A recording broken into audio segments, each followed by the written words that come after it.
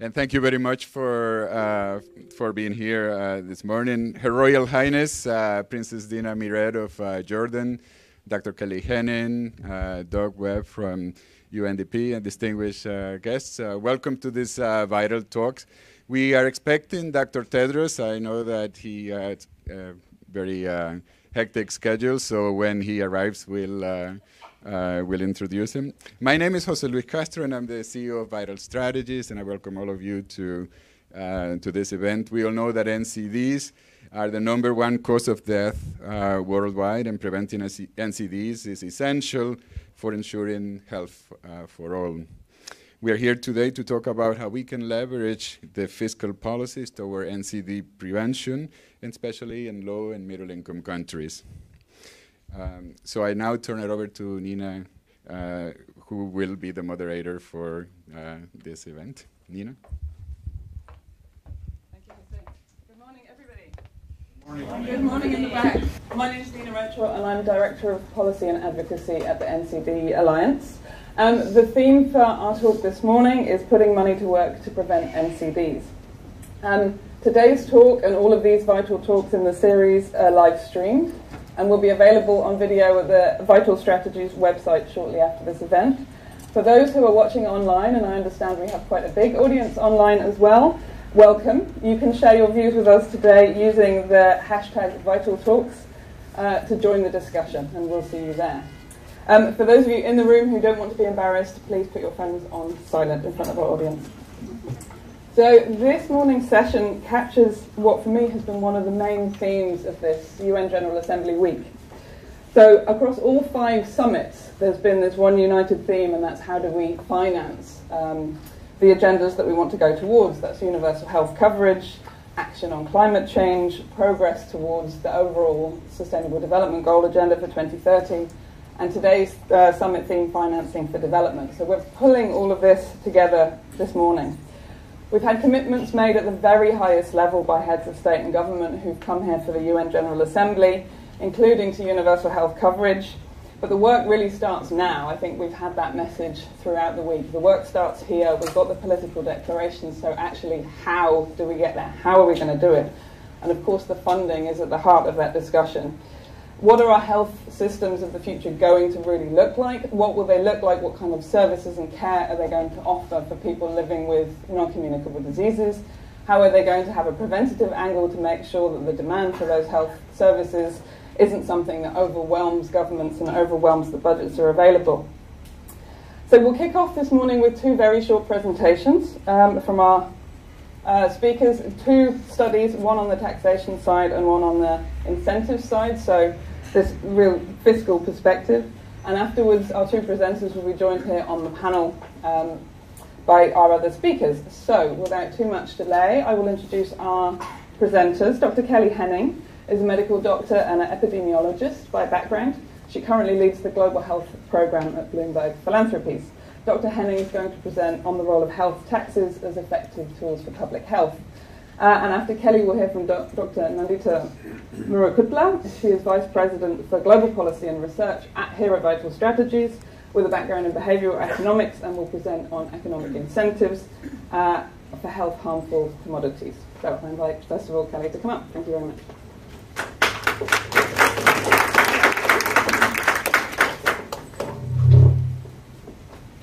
Very much, Nina. Can you hear me in the back?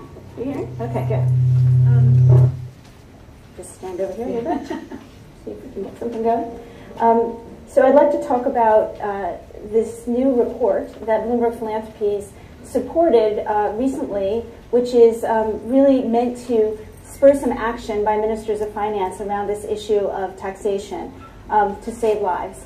Bloomberg Philanthropies has been supporting low and middle income countries to do effective tobacco control for quite some time, since 2007. And one of the main policies that we're supporting is this raising of taxes and raising of price of tobacco products, because it is so incredibly effective at reducing tobacco use. And you can see here on the slide on the right, this is just a little example from Colombia of their very successful decline in cigarette consumption based on a 54% increase in their tobacco excise tax.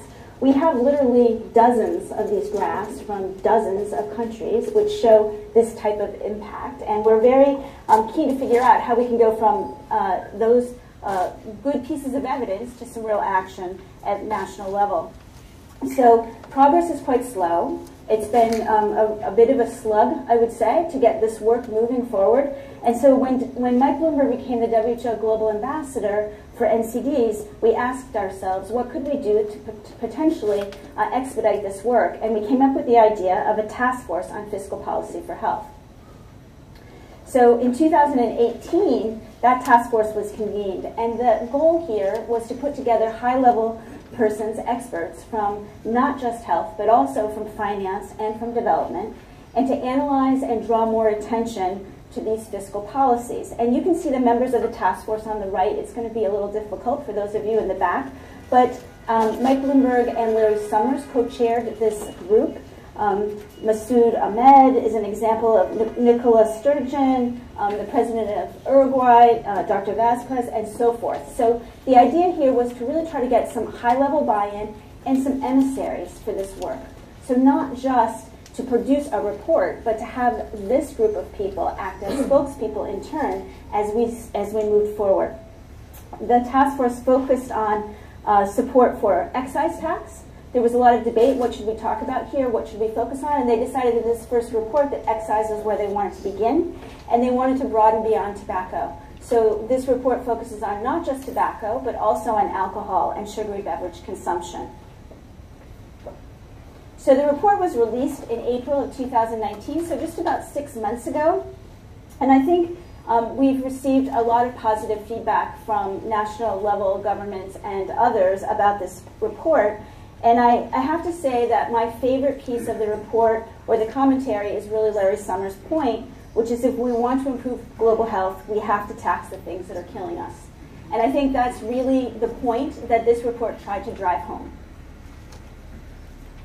So the report, just in a nutshell, and you can see this very report in detail, as well as the 5 white papers that were commissioned to support the data that's in the report, on the Bloomberg Philanthropies website. So go to Bloomberg Philanthropies, the Public Health tab, and the WHO Global Ambassador area, and all that material is available for you there. But the task force very clearly concluded that raising excise on tobacco, alcohol, and sugary beverages will save millions of lives. And as Larry Summers has said many times, is really a no-brainer. The Commission analyzed this data in a number of different ways, and I didn't want to put all that material on the slide, but just the overarching piece was that if there was a one-time global tax increase that raised prices of these products, these 3 areas, by 50%, we would avoid 50 million premature deaths and also raise 20 trillion US dollars in additional revenue across the globe. So very impactful. Lots of different ways of looking at this data in the actual report, both by tobacco versus alcohol versus sugary beverage, and also by income level. So I think there's a lot of rich information there, and I'm very excited to be able to share it with you today. Thank you.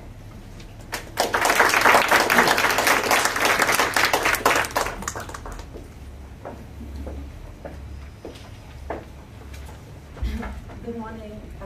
Can you hear me? Yes. Okay, good. I'm making this presentation today on behalf of Vital Strategies and the NCD Alliance.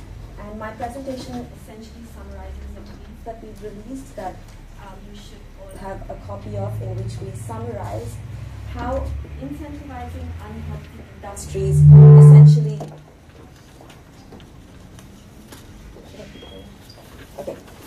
will essentially sicken millions and cost trillions. So air pollution caused by fossil fuels, alcohol, tobacco, we know that all of these are preventable causes of NCDs and, excuse me,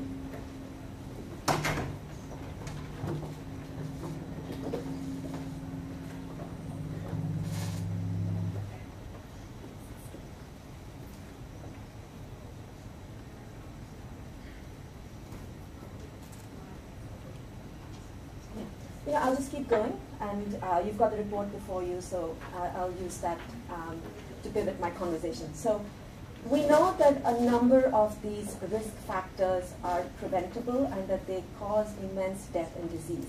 And yet we know that these are incentivized by governments, and that's essentially what the purpose of our report is to highlight. We're calling these incentives perverse because essentially they go against the fundamental interests of society and they place an intense burden on health systems. So in the report, our forthcoming report, and this is an early release of this fuller report, we're essentially calling on this policy incoherence to make the point that on the one hand, we cannot be incentivizing these industries, then bearing the immense health toll and the cost from it, and already strapping a health system and a health budget that's overstretched. Today's focus is on fossil fuels, but briefs on alcohol and tobacco are forthcoming. So NCDs face a financing gap and a financing crisis. We're well aware of this. We have known that 70% of death and disease is caused, is a result of NCDs. We know that 7 million deaths today, annually, are caused by air pollution. And we also know that if things continue as they are, this will only increase over time. We've also known that NCDs cost, and they cost, and anticipated within the next decade, about $47 trillion just from the 5 NCDs alone, just the top 5 NCDs alone. And yet NCDs continue to be a low priority, a low political priority, and we're making this point based on financial commitments to NCDs. Government budgets, allocations to NCDs are low, and used as a proxy for political will, less than 2% of donor assistance goes towards NCDs. But at the same time, we know that investment in unhealthy commodities remains high. So for instance, in this brief, we present conservative estimates of about $300 billion as pre-tax subsidies for fossil fuels. This in the face of the fact that air pollution costs globally at least $2.7 trillion in terms of health impacts. So essentially in this report, we're making the case that this subsidy to fossil fuels is propelling a reliance on an unhealthy polluting source, and it is essentially contributing both to climate change but also to ill health. In our brief, you'll see that we've also described what is the government investment in health, and you'll see that the amount of money that's spent in health is in no way going to cover the cost of NCDs at large. And even if you look at just air pollution, health impacts and costs, there is absolutely no way it's going to cover it globally. 50% of the budget would simply go to attending to the health impacts of air pollution. What's even more shocking, you'll see in our report, that in a number of countries, the costs from air pollution, the costs from the health impacts of air pollution significantly outweigh entire government expenditure for health. In some instances, that's 5-fold. So in sum, we're essentially saying this is unsustainable. The current practice, this inconsistency, on the one hand incentivizing unhealthy products, then having to pay for it out of a strapped, stretched budget is just simply not sustainable. So we're calling on policy coherence, which we know is fundamental to addressing and preventing NCDs. We're also saying phase out NCDs, but do so while building a narrative around how this is not a common good, and that ultimately shifting to social welfare programs is in ultimately people's interests and in public health. And fundamentally, fiscal policies work. There's tremendous evidence to show that it does work. So our report calls on governments to use fiscal policies to work for preventing NCDs. Thank you.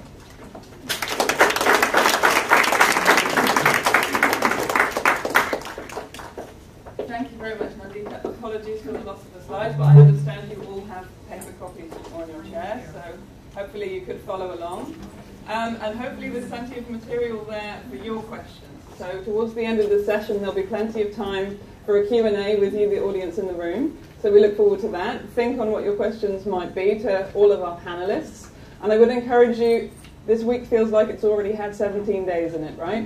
So let's be very brief with our questions. Let's be brief with our interventions so we can keep it moving as much as possible and involve as many as you as we can. Okay, I'm going to invite all of our panelists to come up to the front of the room and take your seats. Our additional speakers are Her Royal Highness Princess Dina Mired from Jordan. She is President of the Union for International Cancer Control, USCC. These chairs. Welcome, Princess Dina. Everybody comfortable? Thank you, Princess Dina, so much for joining us. And Doug Webb, he leads the HIV Health and Development Team at the United Nations Development Programme, UNDP. So we're going to launch into a conversation with our panelists, and then, as I said, plenty of time for all of you to take part. Thank you very much, everybody, for being here. Kelly, I think I'll start with you, as you've already presented to us. I would like to ask, how was this report, how was the task force report received by your target audience? How did you get it into the hands of finance ministers, the people you want to make different decisions, and what kind of feedback did you get from them? Thank you, Nina. I think the task force report actually exceeded our expectations. We posted it on the Bloomberg website, which we don't normally do, and we got several thousand, not just clicks, but downloads of the full report. So we felt like that was a positive indicator. The members of the task force have been very active in trying to promote the documents. Minister Highness, the former Minister of Finance of Colombia, has actually attended a number of events for us. The World Bank has put out a couple of blogs, including at the G20, and the World Health Assembly had a special side session about the report as well that was led by Minister of Health from Norway, who's a member of the task force. So we feel like it's going quite well. We'd like to do more. We'd like to hear from folks in the audience if there are ideas about how we might do more, but yes, we're feeling very positive. Okay, I'm glad you mentioned the Minister of Health from Norway, Ben Hoyer. He said in an event earlier this week with finance ministers, where he was sat on a panel directly with them, taxation of unhealthy commodities such as alcohol, tobacco, and sugar-sweetened beverages is the best business case, I'm reading this because it was so good, the best business case that ministers of finance will ever see. I mean, this is, yeah, we had a great session, it was hosted by World Heart Federation earlier this week. If, Kelly, you meet a Minister of Finance later today inside the UN General Assembly in an elevator, what would be your pitch? It would a little bit depend on which Minister of Finance I was meeting. But I think, you know, these excise taxes are indeed a best buy for health. And it is true that we raise revenue, and it is true that we need revenue, but the point is that we can improve health. And that in itself is a big cost savings. And so I think this idea, when we talk to ministers of health, they don't really always want to talk about revenue. Sometimes they want to talk about what's the health impact. And I think that's important to keep in mind. Okay, wonderful. Princess Dina, coming to you. For most people in the world, they're still paying for healthcare when they need it out of their own pockets, and that can drive families into poverty. And, you know, from the perspective of middle-income countries and lower-income countries, can you give us some examples of how this sort of thinking has been rolled out to support healthcare? Well, thank you very much, Nina. Thank you for inviting me to be part of the session. Actually, some countries we've seen now great examples of really some enlightened leaders who are, you know, taking on the evidence and actually implementing tax on alcohol, sugar, salt, like Mexico, Thailand, Brazil, and many other low and middle income countries. So that's really good. So the evidence is there, and thanks to your report, the numbers are. Certainly, as an example, the Philippines imposed 13% on sugar beverages.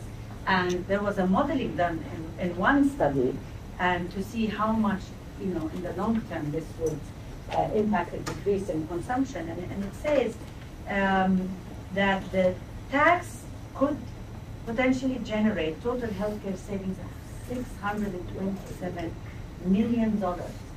Over 20 years, and per annum would raise 813 million. So this is money those countries wouldn't have had. And for what I would like, you know, a lot of the times the word taxes, I know in America taxes is a big thing. Everybody says taxes. You know? the president who reduces taxes and so on. Taxes is a big thing. Certainly in my country as well, recently the government has had to really levy a lot of taxes because of due to economic hardship and so on. So the word taxes gets everybody tense. And I really would like to reframe the name, because sometimes it's called sin taxes or excise taxes. Why don't we call them the good taxes? Because we need to reframe. Labeling is important, you know. And if we can use a new name or a new frame, becomes at least you open the door to say, hey, this is for you. Because half the time it's the very people, they might be the number one enemy to the government who wants to impose a sin tax. And they start to say, oh, you're limiting my personal freedom. And blah, blah, blah. So I think that's... You touch on a really important point. How do governments, how do ministers communicate this to their public? You're saying to them, okay, we want to put a tax on something that you didn't have a tax on before, or want to gradually raise the tax as a tax escalator, or strip back the subsidy, as Nandita was saying. This is something that people are going to hit, they're going to feel a hit in their pockets. So how can we, in your experience, how can we better engage with the public to say, take your time to explain at every municipality, go grassroots. Typically, our government maybe just do a press release, which nobody knows, yeah. They don't take their time, they don't speak layman language, and so immediately they get pushed back. And who's better at spreading the misinformation? It's usually the NCDs. And we've had just an example right now here with our fight against e-cigarettes. And the misinformation about, they made it, the industry sent the misinformation because the country, they wanted now to put stringent standards. So they made it out, the industry, that because the traditional cigarette has gone down, because some, unfortunate minister said, we've lost money, people are smoking less because they had to increase the taxes, because obviously it works when you increase the price. So then suddenly it became, we're going to annoy the government, so we're not going to smoke the traditional, we're going to smoke e-cigarettes, not knowing it's the same people who own the same thing. So misinformation, they're usually better than us at misinformation, and usually governments are not good at really laying the context and working at it for some time, so that when they give that policy, they will not have pushback from the very people who are going to be the beneficiaries. So this is important. For example, the Jordan example about fuel. I think, did you mention it? Apparently, I didn't know, it was the first time I heard it, that Jordan removed subsidies from fossil fuels, reduced it to something like 0.4. So that's great. It's great news. Usually the cynics in my country would think, oh, that's the World Bank making us do all the things that removing subsidies on bread, this, that. So it's nothing good about it.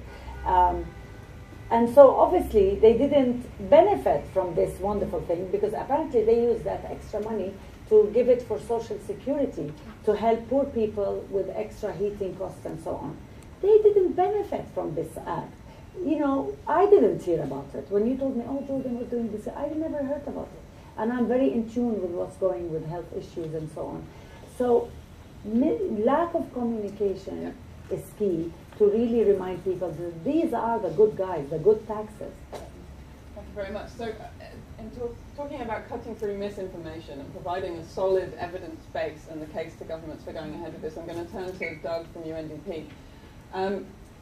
Investment cases is something that you develop with the colleagues within the other UN agencies, the WHO. Can you tell us a bit more about the sort of investment cases you've been developing and what you've presented to governments?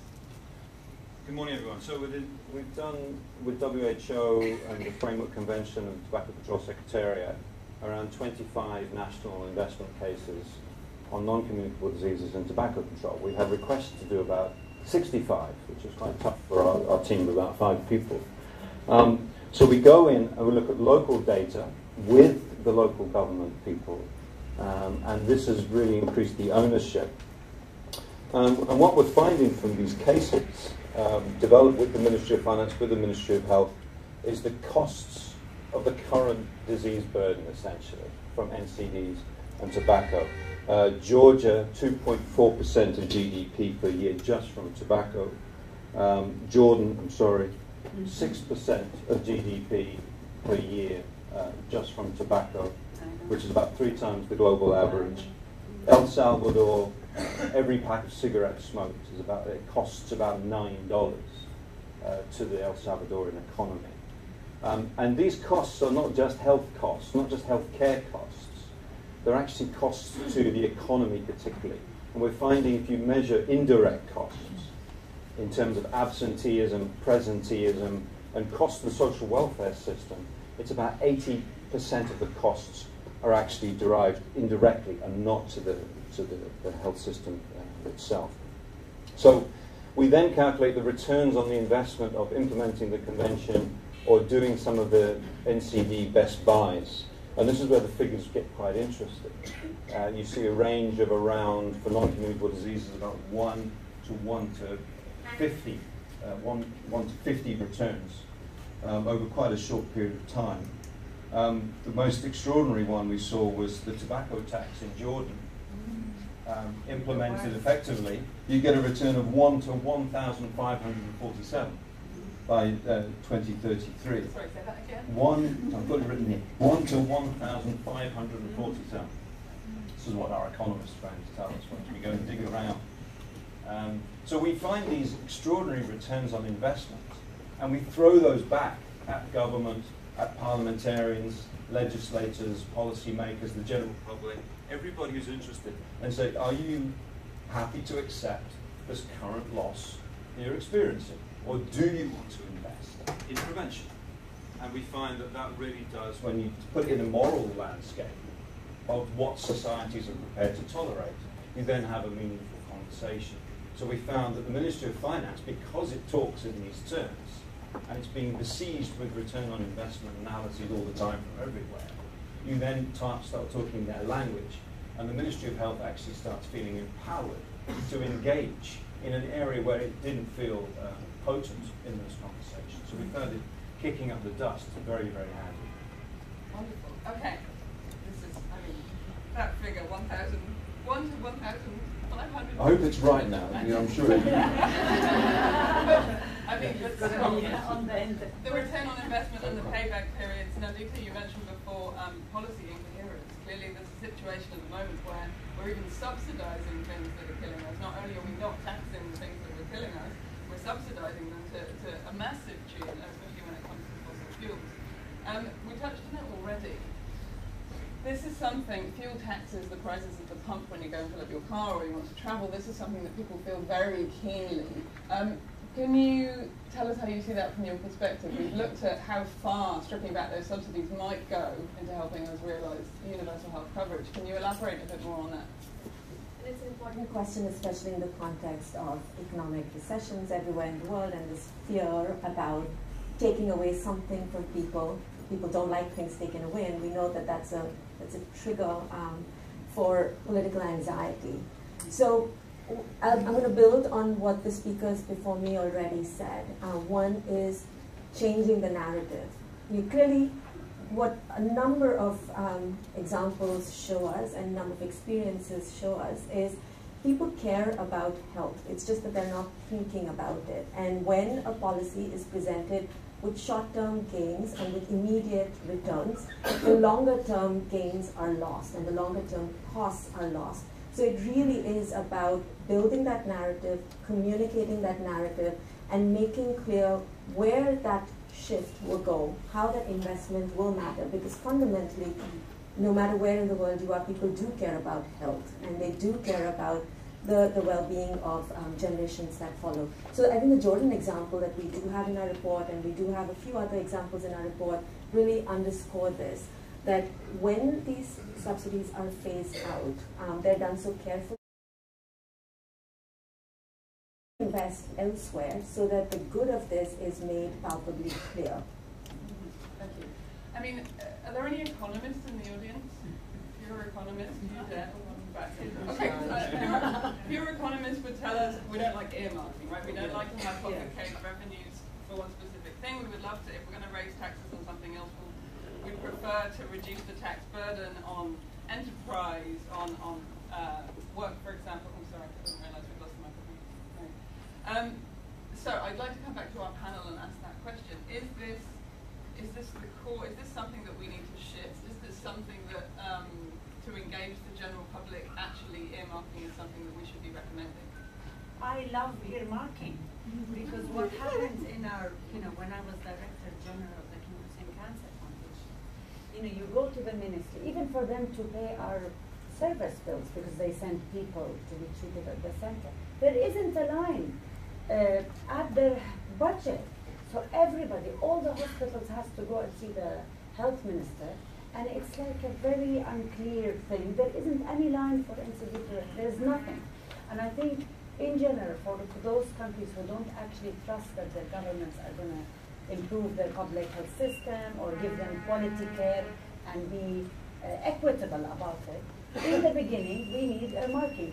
They will not accept those taxes unless you say, this is going for 1, 2, 3, this is how it's going to benefit.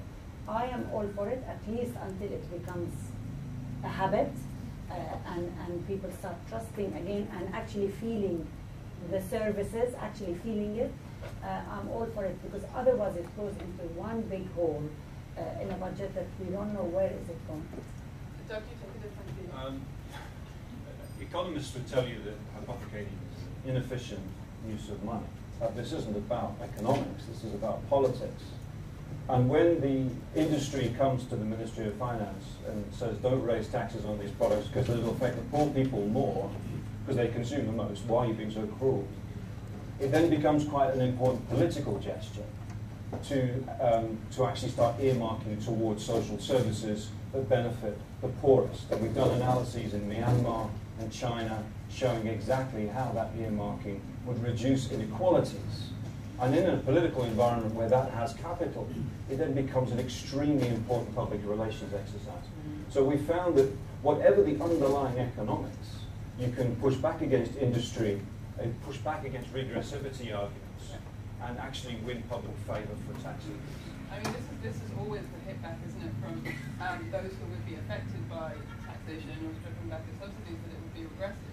But I think, Nandita, in terms of fossil fuel subsidies, we found that subsidising has been progressive, and that it's at the least benefit for the poorest people and the biggest benefit for those who can already afford it and who are the best off in society. And more broadly, and I know the World Health Federation's report this week has made a similar point. I think the Bloomberg Philanthropies report also makes this point. It depends on how we define what is progressive. And ultimately, if we don't account for these externalities, whether it's to the environment or to health, then the costs are really not true costs, but they're an artificial cost. I was also very interested in this language around common goods for health. I was very excited to hear a lot of that at side events over this past week, the notion that it is the job of governments to correct market inequalities. That isn't being a nanny state, because it isn't a level playing field. And unless there are corrections, we're not giving people a fair chance. Exactly. So, yeah, achieving that policy coherence from what at the moment is a very incoherent system, in fact, it's very important to call that out. We've talked so far about national government level, and Kelly, I want to come to you because working with mayors and working with cities is a very important part of Bloomberg Philanthropies' mission. The mayor of Barcelona, Ada Colau, was here this week, and she was speaking about the role of cities, and she was also calling for stripping back of fossil fuel subsidies. So can you tell us a bit more about the role you see for cities and mayors, that level of governance? So as you point out, Bloomberg Philanthropies has many programs at city level. It's a very big focus for us. It makes a lot of sense, right? We're interested in mayors. We have a lot of connections with mayors. The difficulty we find sometimes is jurisdictional. So does the mayor actually have jurisdiction over this particular policy that we're interested in? But what we do like about mayors is that they're immediately responsible to their citizens. So they are held accountable, and they are also praised if they do a good job for health. So that's the balance that we're trying to figure out. And we have a Partnership for Healthy Cities program right now in soon to be 60+ cities around the world. And I'm actually quite astonished at the progress. So I think we do really, really want to catalyze and support city mayors to do more. Thank you. I'm going to come to the audience for questions in just 1 second. First of all, I'm going to go over to Doug. There was something extremely interesting, in my view, launched this week, and that's the SDG 3 Global Health Action Plan from across 12 agencies of the UN, WHO, World Bank, UNDP, many others. There is a big focus, a very welcome focus in there on fiscal measures and on commercial determinants of health. There is, yes. We fought very hard to keep that phrase in there. Just the Global Action Plan on SDG 3, essentially, is the 12 global health organizations looking to basically improve working relationships increase efficiencies, and there's no point in us lecturing governments about incoherence when the big global health organizations are behaving exactly in that manner. So that's what this is trying to achieve at country level specifically. So there's a lot of discussion about work process and efficiency gains and reducing transaction costs and other dull things like that. But the commercial determinants, we pushed very hard to keep it against some member states wanting to take it out, is because the commercial, the relationship between the private sector and the public sector has been a massive lacuna, I think, for the UN system over the last 20 years. And there's no point in us trying to look at NCDs if we do not take this head on. And governments are desperate for help in terms of how to partner, manage, legislate health-harming products. So I'm delighted it stayed in there, and we need to start moving on it very quickly. Okay, thank you very much. Right. Your panelists are going to pause for just a moment, because I just had word that Dr. Tedros has arrived. Give us a keynote, correct? Yes, sir. Okay, wonderful. So we're going to pause. So everybody just keep your questions in mind for a moment. Your panelists will be back after we've heard from Dr. Tedros. So I'm going to invite José Luis Castro back up to make introductions for you from Dr. Tedros. Thanks.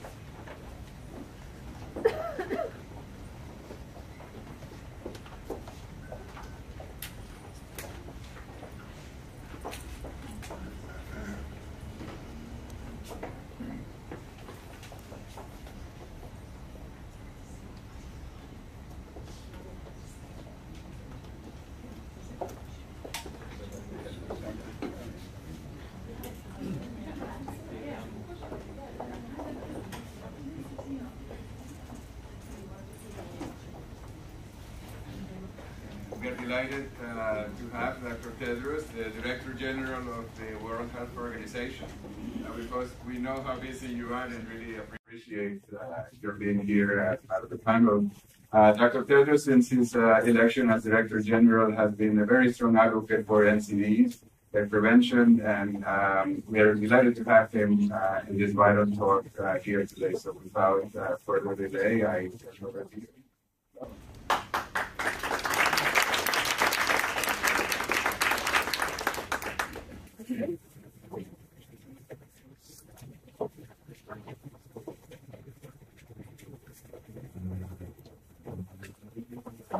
Sorry, we're working from another event. I think we're a bit late. Apologies for that. Your Royal Highness, José, Kelly, Tom, dear colleagues and friends. First of all, I would like to extend my thanks to Vital Strategies and José for organizing this event and for your commitment to our fight against non-communicable diseases. I would also like to recognize Princess Dina for her tireless work on non-communicable diseases, particularly on cancer. And my thanks to also Kelly for her work at Bloomberg Scientific on implementing policies like prevent NCDs, and of course, that was our champion for his work as WHO's global ambassador for NCDs. Not working? Okay, some better. This has been a landmark week for global health.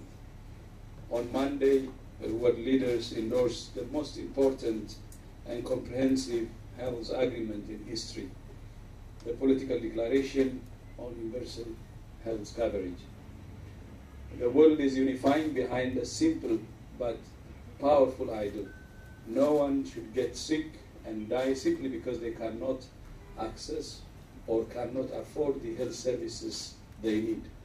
For those of you who were at the meeting, we heard a recurring theme. Country after country emphasized the fundamental importance of strong primary health care for achieving UHC. This was music to my ears. For too long, too many countries have spent too much of their health budgets on managing diseases in tertiary and secondary care. We must make a critical shift to promoting health and preventing disease at the primary health care level. At least 80% of health needs can be met through primary care, as you know. This is particularly true for non-communicable diseases. NCDs continue to be the leading cause of global mortality, responsible for 71% of all deaths each year. There are innovative mechanisms that countries can use to generate sustainable funding for health. For example, increasing taxes on tobacco, alcohol, and sugary drinks can help to improve health while generating revenue that can be reinvested in health systems. WHO has published a list of proven and cost-effective interventions for the prevention and control of NCDs. The menu of best buys provides countries with guidance on which interventions provide the most bang for their buck. Last year, we also released the NCD Global Business Plan, detailing for the first time the returns on investment for every dollar spent to implement these measures. But the best investments countries make is in primary health care, with an emphasis on promoting health and preventing diseases. To make this shift, WHO is calling on all countries to increase their investment in primary health care by at least 1% of GDP, either through new investments, reallocating funds, or both. Some countries, mostly in sub-Saharan Africa, will continue to need targeted support from international community in line with their national priorities. But most countries can afford these investments with domestic resources.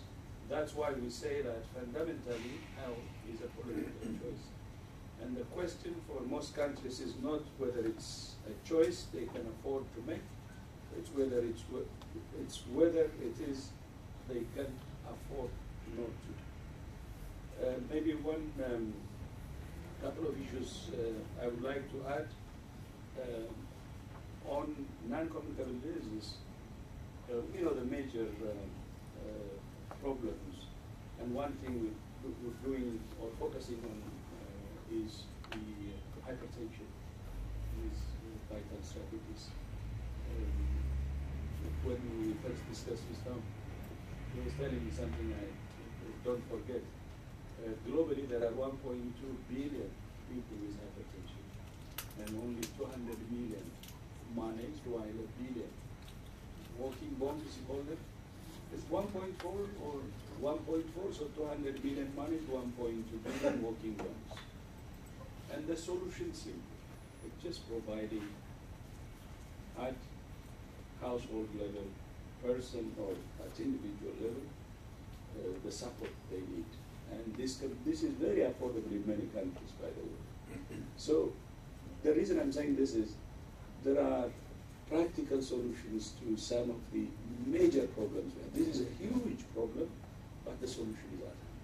So we should start from there. NCD management is very expensive. Look, cancer treatment, or with someone with cardiovascular problem for surgery. Of course we should do that.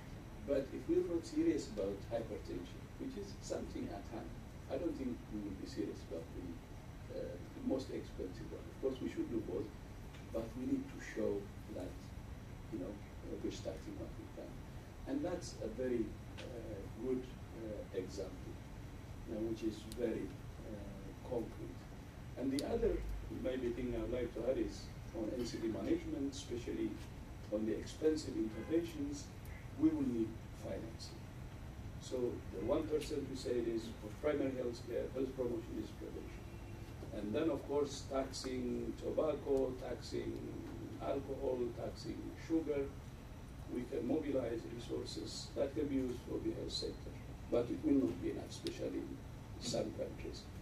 So what additional innovative financing can we have to address those gaps, to treat cancer in countries that they cannot really afford? So what kind of global support and what kind of global financing mechanism do we have? I think that's important. And one thing we have been planning to do this year, which we couldn't, and hopefully we'll do it next year, is to address some of the challenges we're facing, having a coalition of leaders with the same commitment would be really important to mobilize. And we had actually identified some that were willing to be champions. And because of some problems we couldn't do it this year.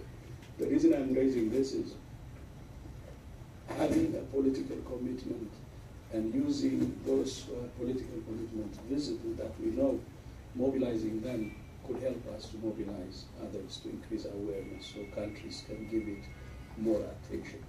We can see a deficit of awareness.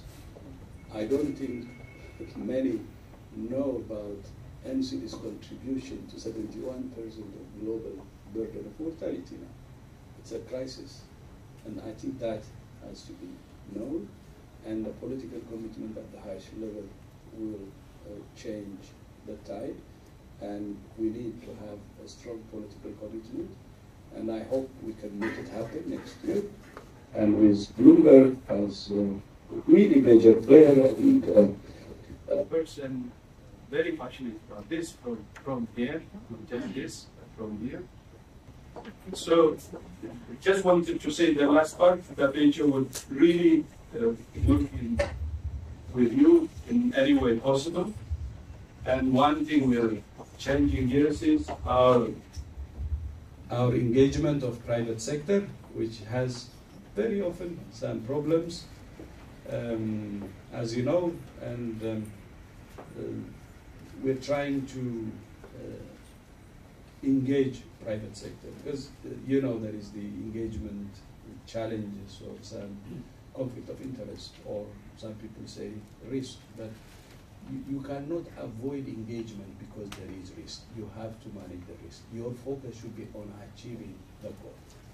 So engaging the private sector is a must, and that's what we're trying to do. With the food industry, we have agreed, and they gave us a written commitment to end trans fat use by 2023. So we hope they will abide by that or honor their pledge. But this is a result of engaging them. Of course, when we discussed about salt, discussed about sugar, and discussed about saturated fat, was not as easy as the trans fat. At least they're lining up now with trans fat elimination, which is positive. Then we need to continue the dialogue on the others. And the reason I'm bringing private sector in the end is it's a very sensitive relationship for WHO. As you know, many colleagues believe that this is a risky area. You bring reputational risk. But you cannot disengage because of risk. You have to engage, but manage the risk or manage the conflict of interest.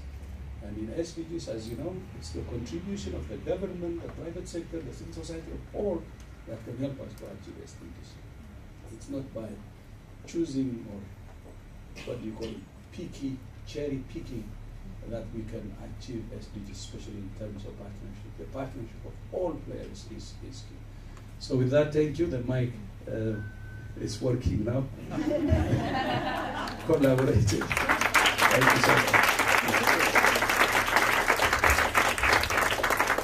Dr. Tedros, thank you very much for being with us this morning. Thank you for your leadership. Thank you for reiterating again that we are in an NCD crisis and that we actually have a pretty strong toolbox of solutions from the WHO's set of best buys, and for reiterating that in the case of trans fats and the Replace Action Package, we know that this is working really well. Right, it is time for Q&A with the audience. So I'm going to invite our panelists to come back up again, please. Princess Dina, Dr. Henning, Dr. Murukutla, and Doug Webb. Thank you very much. Make yourselves comfortable. I want to reiterate that fiscal policies, we've talked about tax, we've talked about stripping back health harmful subsidies, these are only part of the picture. And what triggers me to raise something else is a presence of somebody in the front of the room, Dr. Bronwyn King. So we have also the power of the financial markets and divestment movements like the Tobacco-Free Portfolios campaign to move financial markets at the same time. The organisation I work for, NCD Alliance, together with IISD, which is the International Institute for Sustainable Development, has launched a brand new study just yesterday called Burning Problems, Inspiring Solutions. I have some copies, or you can find it online, of course, which is about the learnings both from the tobacco control movement, but also from the environmental, climate change, and air pollution control movements, what they can learn from each other. And divestment from, for example, tobacco portfolios is just one of those examples. So I wonder, Dr. King, if you could come in and tell us a little bit more about your campaign. Thanks so much. It's great to be here, and thank you for the opportunity to make a comment, because I think that, okay, thanks. I think that there's an issue that sits almost in between the issues that have been discussed on the panel, in that on one hand you have subsidies going to these industries that make products that kill us, and then on the other hand we're saying we need money to finance health and to finance the fight against NCDs. In addition, we need to be aware that most governments today, either through their sovereign wealth funds or public pension funds or public insurance agencies, are in fact investing money in these companies that make products that kill us. So when it comes to our work at Tobacco Free Portfolios, while we spend a lot of our time working with the corporate sector, so we work with big banks and insurance agencies and fund managers and ask them to reconsider tobacco, and instead of investing in tobacco and financing tobacco, we ask them to stop that.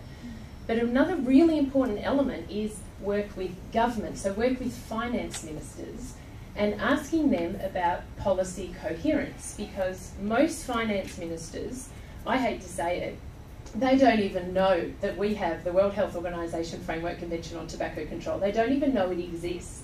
But what they also don't know is that there are a couple of provisions in that treaty that specify that if your government signed and ratified the treaty, sovereign wealth funds and all public run money is meant to be tobacco free. There are 65 sovereign wealth funds in the world that belong to countries that have signed and ratified the Framework Convention on Tobacco Control, and only 8 of them have gone tobacco free. So the vast majority of our sovereign wealth funds in the world are currently investing our money, that's the public's money, in tobacco, and that's just tobacco. So I'd love to know what the panellists think about where we can improve the discussions with finance ministers to let them know that in fact they need to be thinking about these issues. I'll take some more questions from the audience. Can I have a show of hands? The economist in the back, I picked on you before, so yes, please. My question is, what role can the right investments from the private sector support these NCD efforts with the right financial structures? What I'm talking about here is an instrument known as outcomes-based financing, where we're working with a series of pension funds, sovereign wealth funds in Australia, Asia, and Europe, who collectively manage $250 billion in assets. And so, for example, in India, we're working with a series of state governments to invest $200 million in the next 2 years, where we fund the upfront costs of strengthening primary healthcare and digital health with Stanford Medical School to prevent NCDs through community worker-led interventions. But then what you do is you securitize the derived savings, which the government state health insurance schemes receive, and you share those savings with them.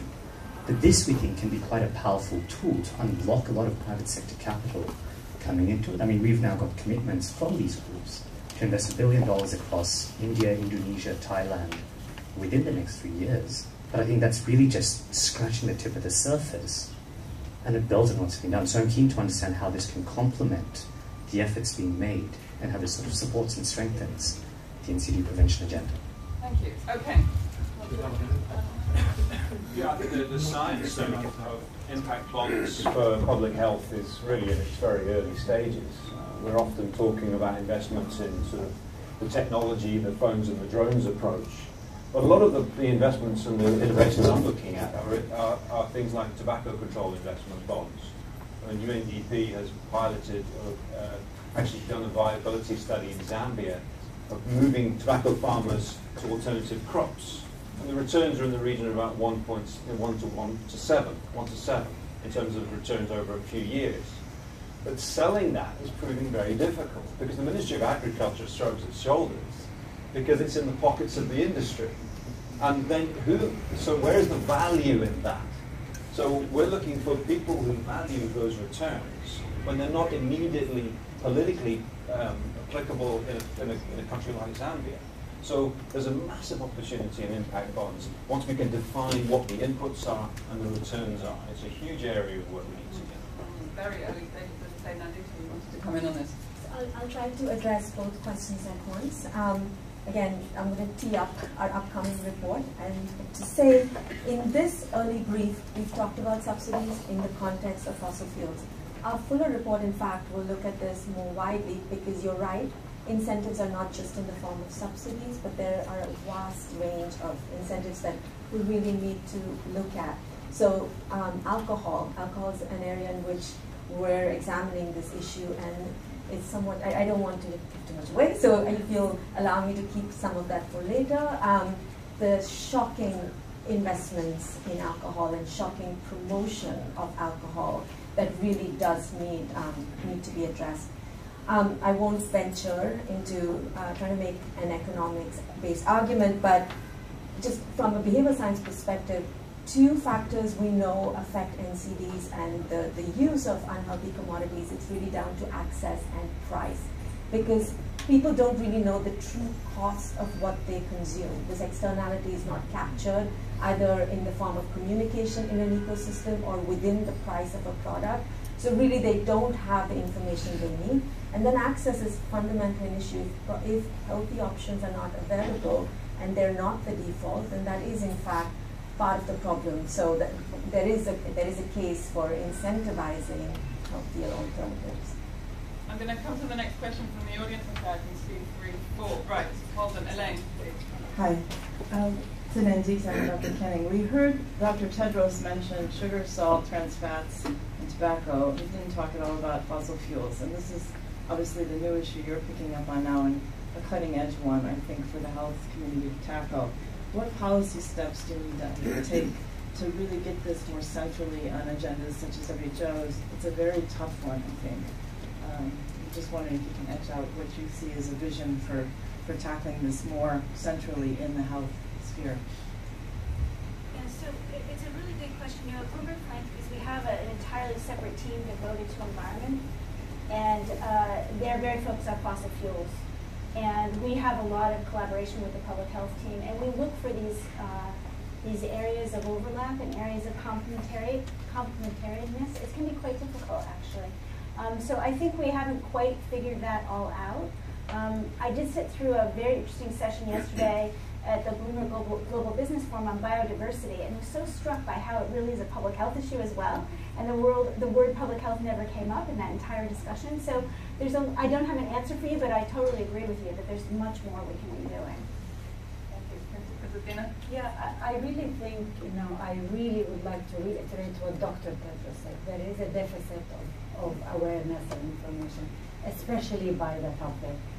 That's our, so all these wonderful tools like impact bonds, the taxes and so on, in our countries they will fall flat, because then it's only one person, which is the Minister of Finance, who is in a room quite nicely with any opposition, who will say no.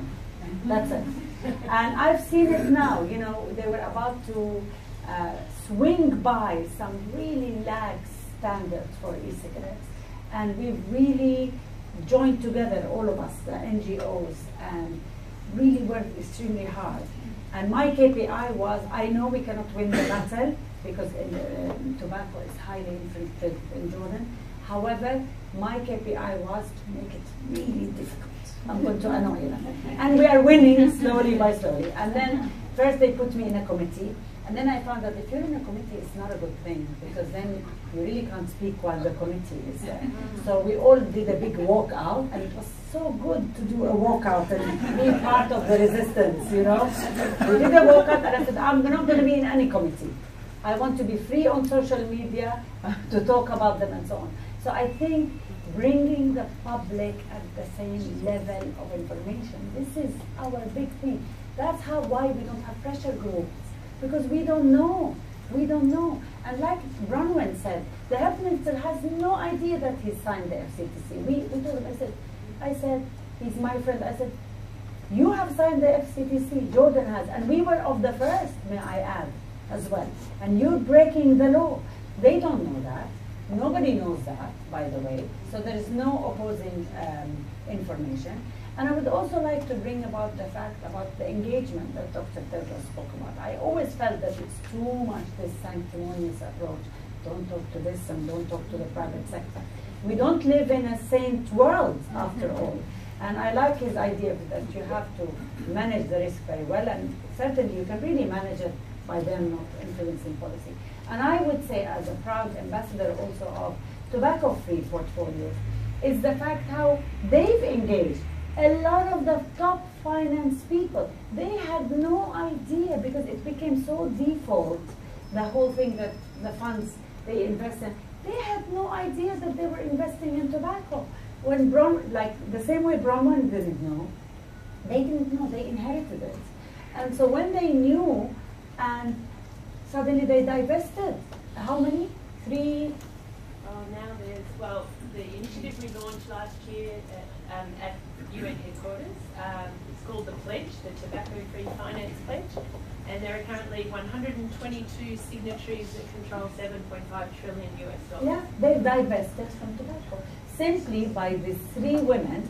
Yes, they are beautiful and blonde. That did help, I think, when we have those meetings. But they divested. So there is a lack of information. I want to grab a couple more questions. We're very pushed for time. So I'm going to take 3 very quick questions at the same time. Kelsey, gentleman in blue with your hand up, and then gentleman on the side. So I'm going to take them all in one go, please, and then put them to our panel. Kelsey, go ahead. Thank you. Good morning. Okay, you go first. Good morning, everyone. My name is Yori. I'm from Cameroon. I really want to know what is the best approach that we can take in order to address, make sure that the resources that we get at the end of the day are being directed to health. Because if my statistics are good, in Africa, about 23% of the health burden is in Africa. Just about 1% of all the health expenses, are directed to Africa.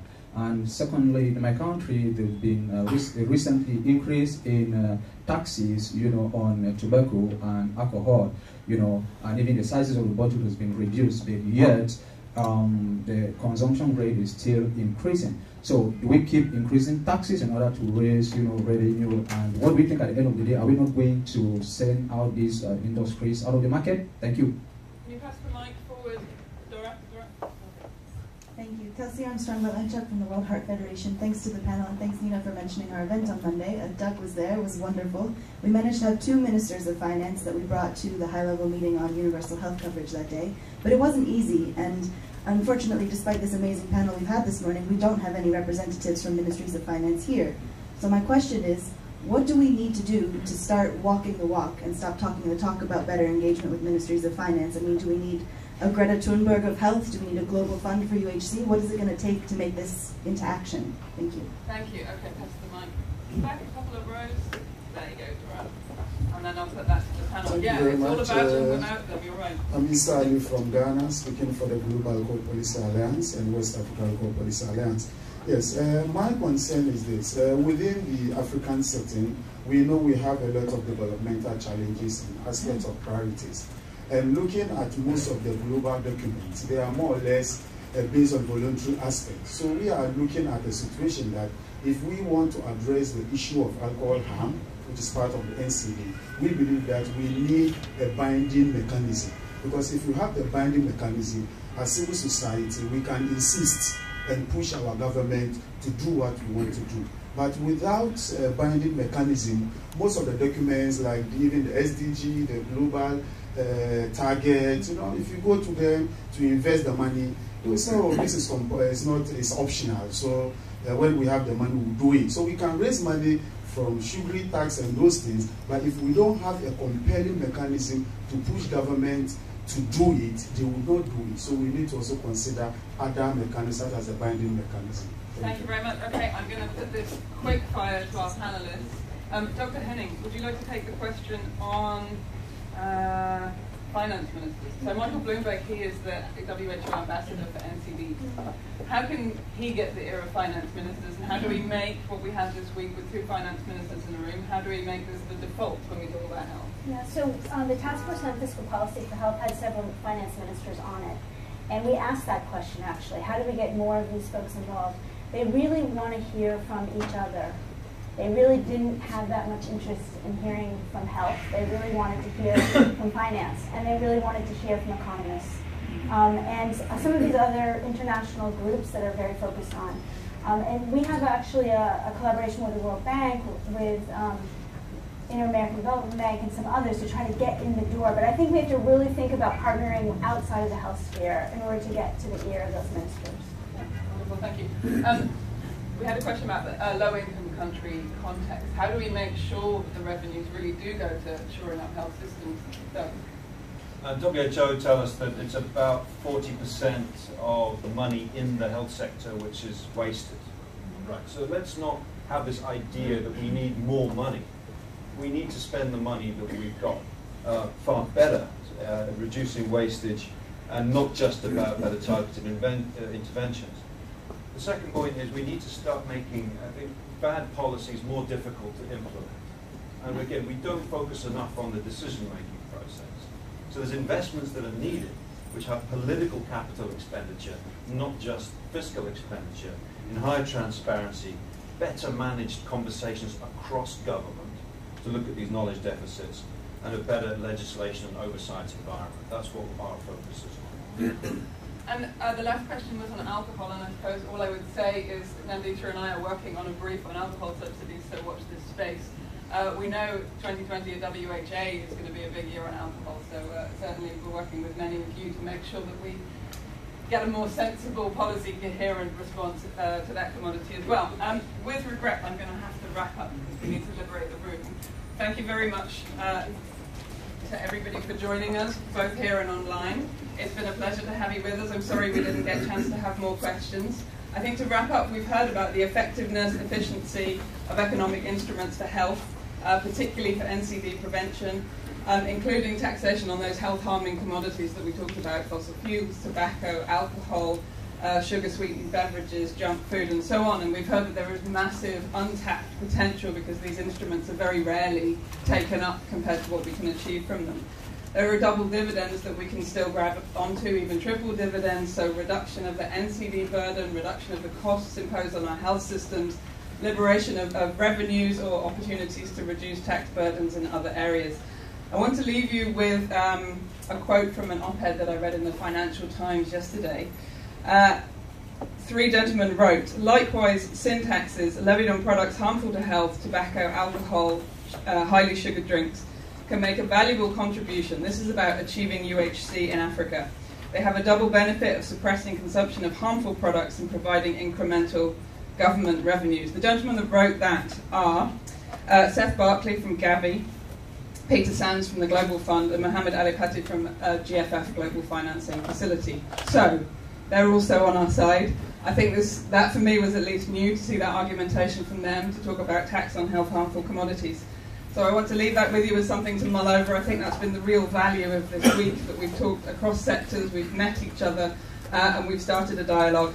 And as has been reiterated this week, we take it from here. So I want to say thank you again to Vital Strategies for hosting us today. Hashtag Vital Talks. I'm sure the conversation will continue, and an inspiring end to your week. Thank you very much to all of our panelists. Thank you to Dr. Tedros. Thank you, José Luis. And we'll see you again soon. Thank you.